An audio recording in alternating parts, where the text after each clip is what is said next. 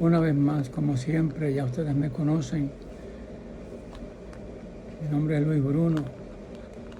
Pertenezco a la Iglesia Misión Pentecostal El Mesías, que está situada en la calle Madison, el 189 de la calle Madison, en el Bajo Manhattan.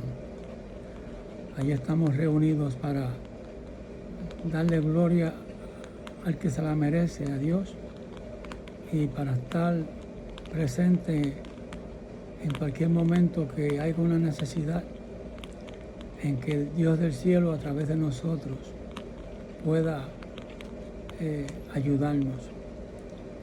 En esta preciosa mañana vamos a hacer una oración para que no seamos nosotros, sino que sea Dios el que nos dirige.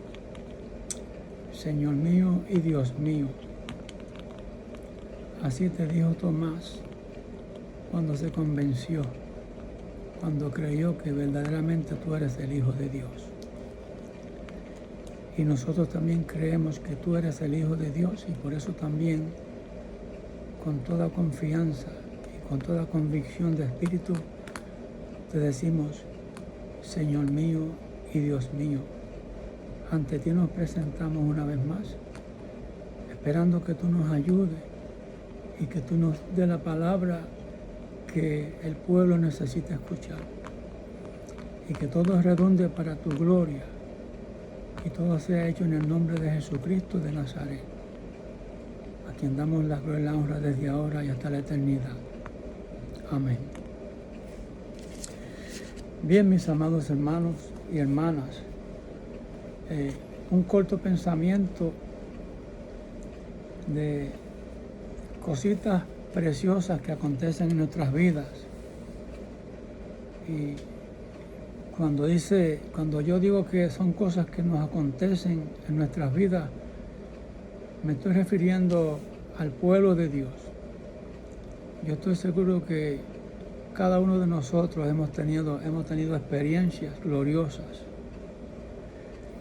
Pero para que esto se logre, tenemos que ser hacedores de la obra y no solamente oidores, engañándonos a nosotros mismos.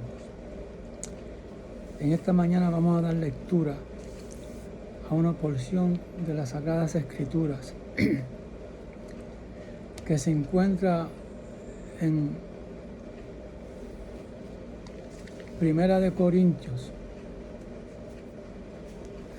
Segunda de Corintios. Vamos a dar lectura en el capítulo 3 de Segunda de Corintios, y por ahí vamos a comenzar. ¿Comenzamos otra vez a recomendarnos a nosotros mismos? ¿O tenemos necesidad, como algunos, de carta de recomendación para vosotros o de recomendación de vosotros?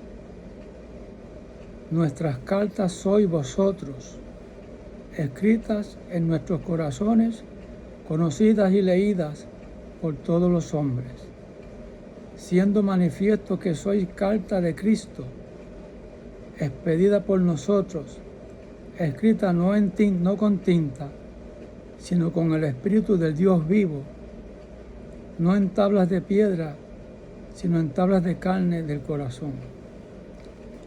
Y tal confianza tenemos mediante Cristo para con Dios, no que seamos competentes por nosotros mismos, para pensar algo como de nosotros mismos, sino que nuestra competencia proviene de Dios, el cual asimismo nos hizo ministros competentes de un nuevo pacto, no de la letra, sino del Espíritu, porque la letra mata, mas el Espíritu vivifica. Gracias te damos, Señor, por tu palabra. Y ahora, Señor amado, esperamos que tú te glorifiques de una manera especial. En el nombre de Jesús, amén. Bien, mis amados hermanos,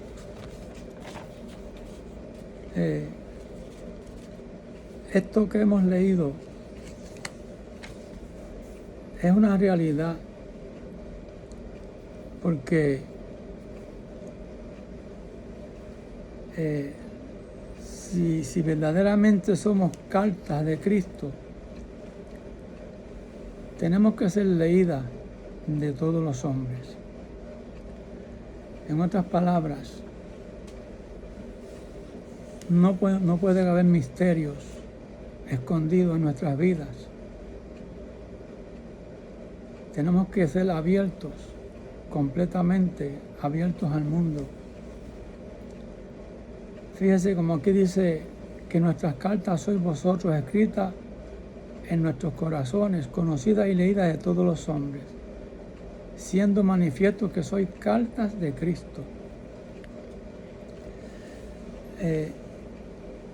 Voy a contarle un testimonio que me aconteció a mí cuando yo trabajaba en la guagua. Una vez se me enfermó una mujer en la guagua y yo traté de llamar ayuda en el teléfono de la guagua y no pude, no estaba trabajando. Entonces tuve que bajar de la guagua a ir a un teléfono público a llamar al 911.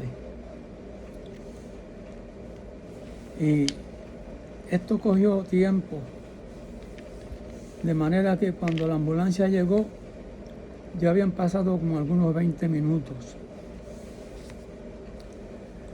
Pero llegó la ambulancia y los paramédicos entraron a la guagua y comenzaron a trabajar en aquella señora.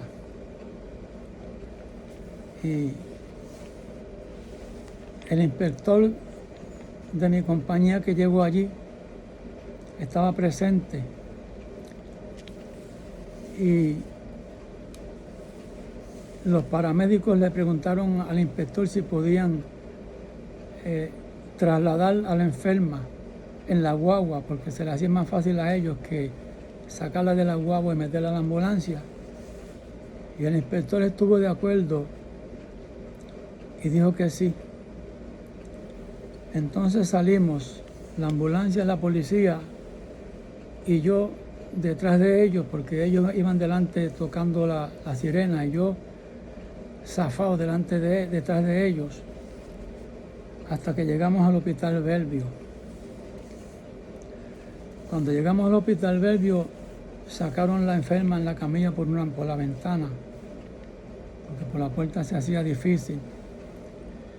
Y el inspector que estaba conmigo me dijo, vamos a entrar y vamos a permanecer aquí hasta saber qué va a pasar con esta señora. Y entramos y estábamos allí en la sala de emergencia esperando. Y así a lo lejos, yo diría que como a unos, algunos 15 o 20 metros, había esta mujer en la sala de emergencia.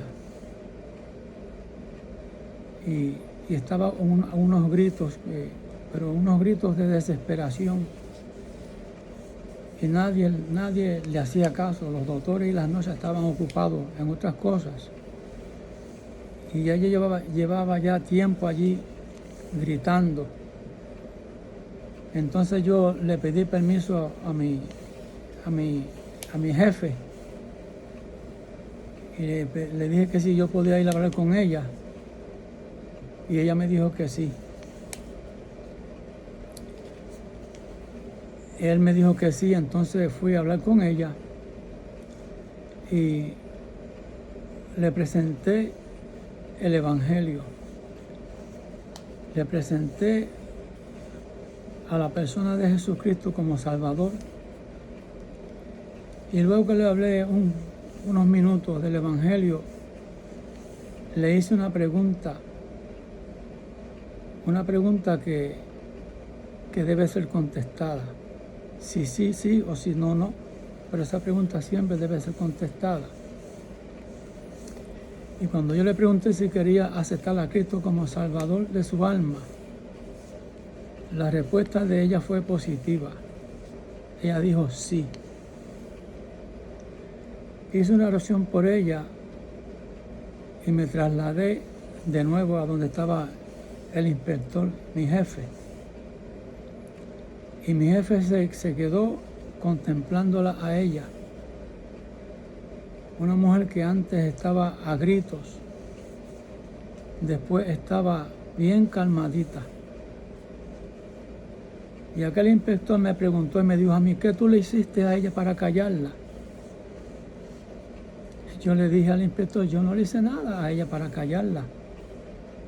Solamente yo le presenté a Jesucristo como Salvador y ella lo aceptó. Y tal vez esa sea la razón por la cual ella está ahora tranquila, en paz.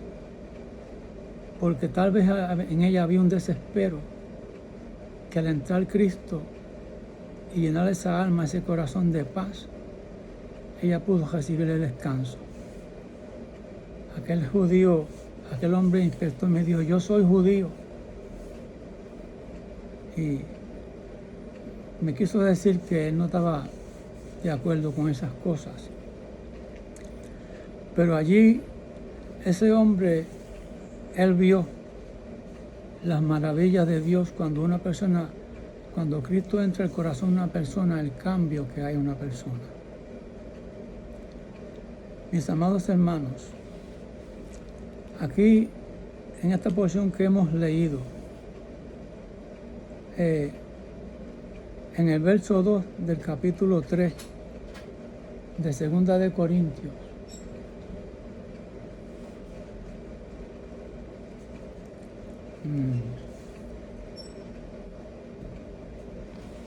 aquí nos dice que nuestras cartas sois vosotros, escritas en nuestros corazones, conocidas y leídas de todos los hombres. Aquí lo que entendemos es que Pablo no necesitaba cartas de recomendación, sino que las vidas transformadas de esa gente que se habían convertido a través del ministerio de San Pablo, esas vidas transformadas eran suficientes para que aquella gente pudieran ver a esos creyentes como cartas escritas, cartas de Cristo. Yo no sé cuántos de ustedes han tenido esa experiencia, yo estoy seguro que muchos han tenido. En mi trabajo, cuando yo llegué allí a ese garaje, aquí en la calle 15 y la avenida 12, ya habían otros cristianos allí que habían llegado primero que yo. Pero cuando yo llegué y la gente comenzaron a contemplar, después de cierto tiempo, otro chofer se acercó a mí y me hizo una pregunta, me dijo, Bruno, ¿qué es lo que tú tienes? Esa pregunta me sorprendió porque yo no esperaba que alguien me hiciera esa pregunta. Y a veces al momento uno no tiene respuesta para darle. Y yo lo único que le digo, bueno, lo único que yo soy cristiano. Y me dijo, no, pero tú eres diferente. Yo le dije, pero es que también aquí hay otros cristianos que están aquí primero que yo. Pero este hombre me dijo, pero es que tú eres diferente a ellos. Mis amados hermanos, es que la palabra de Dios no puede fallar. Allá afuera hay un mundo que nos está observando. Está observando nuestra forma y nuestra manera de vivir. Y ellos tienen esas preguntas dentro de ellos mismos. Y a veces las dejan salir. Y es porque cuando Cristo se hace real en el corazón de una persona, esa persona no puede seguir siendo la misma. Tienen que haber cambios interiores que se reflejan en lo exterior. Por esa razón fue que el Señor dijo, el Espíritu Santo hablando por boca de Pablo, en 2 Corintios 5, 17, dijo que de modo que si alguno está en Cristo es nueva criatura. Las cosas viejas pasaron, aquí todas son hechas nuevas.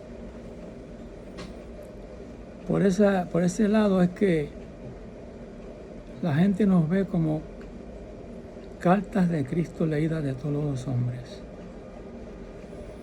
Así que, mis amados hermanos, esto es algo que nosotros a veces no nos damos cuenta que la gente nos está observando. Yo estoy seguro que lo que me acontece a mí le acontece a muchos cristianos. Viajando yo por guiando yo la guagua de la Crosstown de la 125, se montó una señora de la raza de color y de mi boca salió una expresión del Evangelio. Y aquella señora se encendió en fuego. Y yo digo, ¿qué es esto?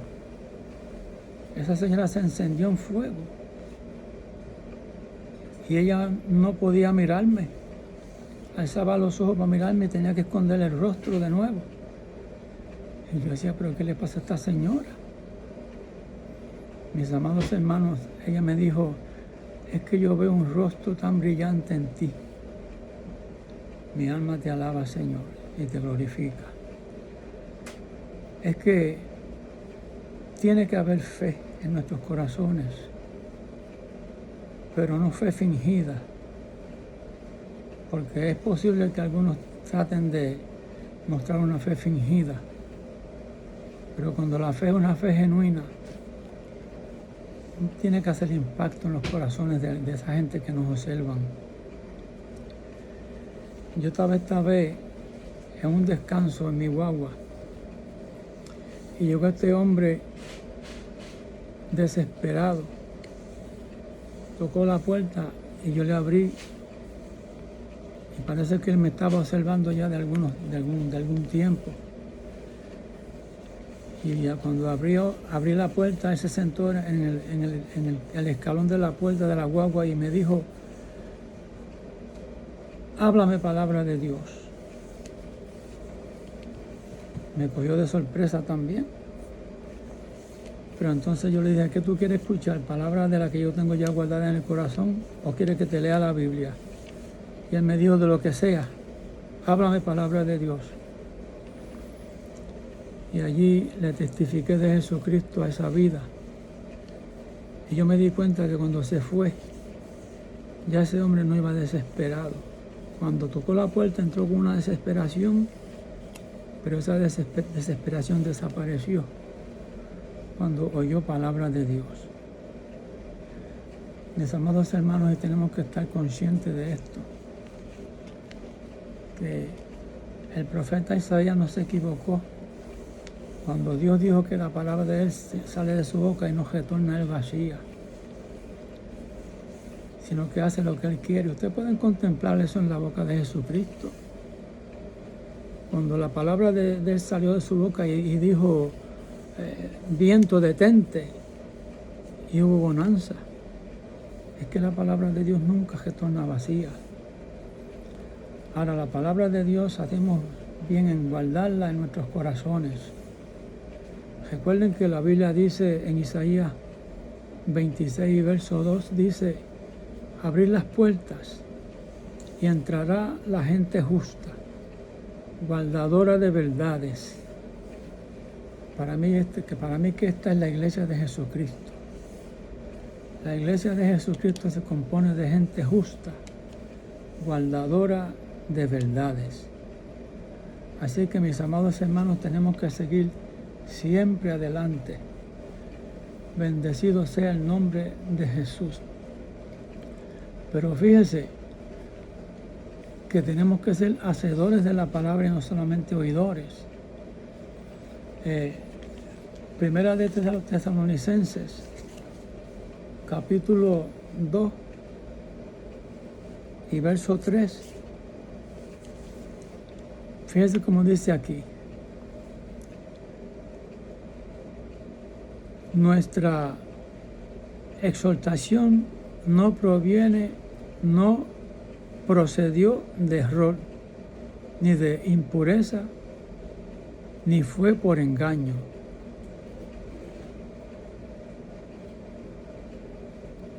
No estoy leyendo el verso 13, perdonen que me confundí, me fui a Primera de Tesalonicenses capítulo 3, pero me refiero al verso 13.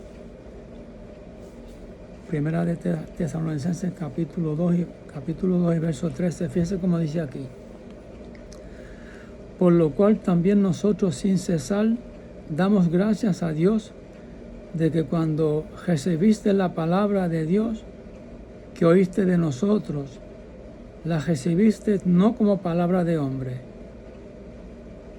sino según es en verdad la palabra de Dios, la cual actúa en vosotros los creyentes. Por esa razón es que la palabra de Dios, que es viva y eficaz y actúa, ¿en quién? ¿En quién es que actúa? En nosotros los creyentes. Recordemos que el reino de Dios se compone de gente justa.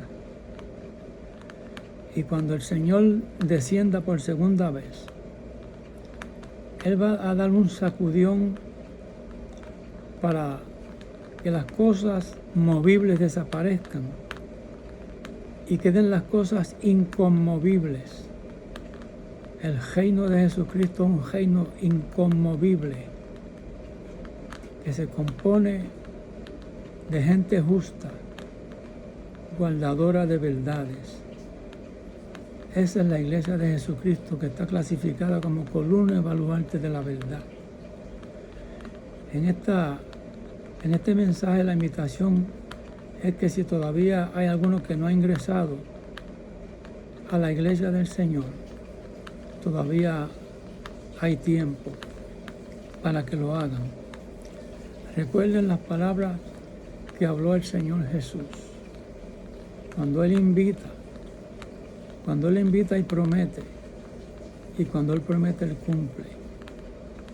Y la invitación del Señor es para todos los que están trabajados y cargados. Y la promesa del Señor es que hallarán descanso para sus almas. Ese descanso lo reciben todos los que aceptan a Cristo como Salvador personal. Porque yo mismo lo experimenté, como ya lo he dicho antes. Y es un descanso real.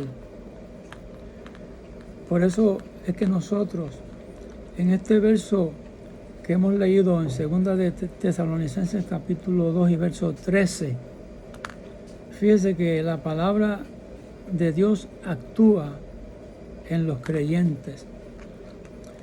Es por esa la razón que nosotros creemos que el Evangelio no es una religión, sino que es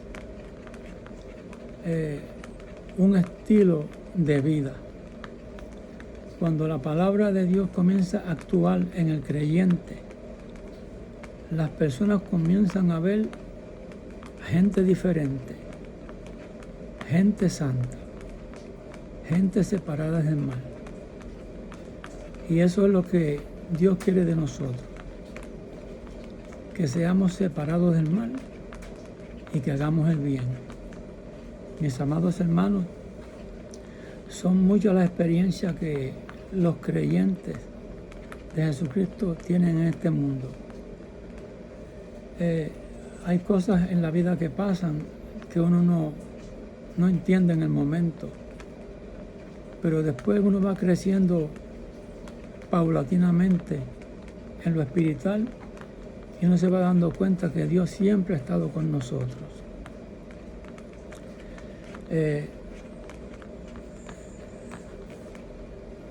En el capítulo 17 del libro de los Hechos, ese capítulo a mí me encanta, porque allá en ese capítulo nos dice de Dios, que de una sola sangre hizo el linaje de todos los hombres, con el propósito de que busquen a Dios.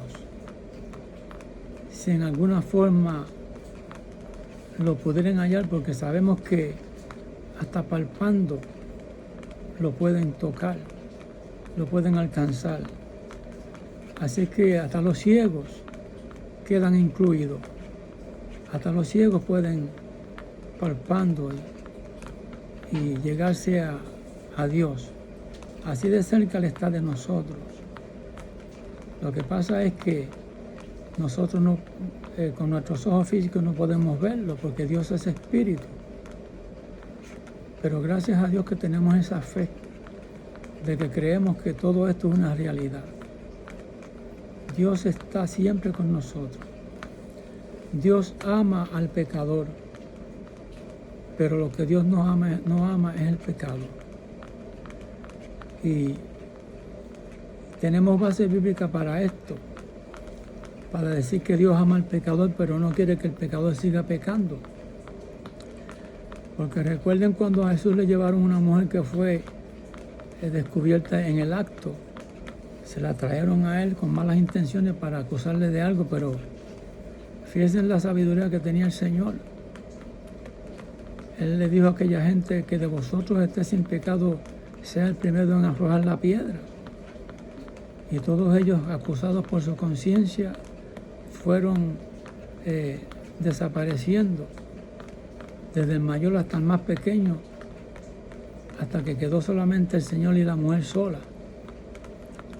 Y el Señor le preguntó a aquella mujer y le dijo: ¿dónde están los que te acusaban? Él le dijo: ninguno. Ella dijo: ninguno, Señor. Y el Señor le dijo: ni yo te condeno, vete y no peques más. Se fija que Dios ama al pecador, pero no quiere que el pecador siga pecando. Por eso es que necesitamos un arrepentimiento, pero un arrepentimiento sincero. ¿Y cómo es que se puede conocer que hay ese arrepentimiento sincero? Simplemente volviéndose a Dios.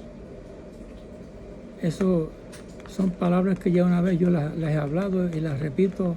Zacarías 1:3, volveos a mí y yo me volveré a vosotros. Esta es palabra de Dios.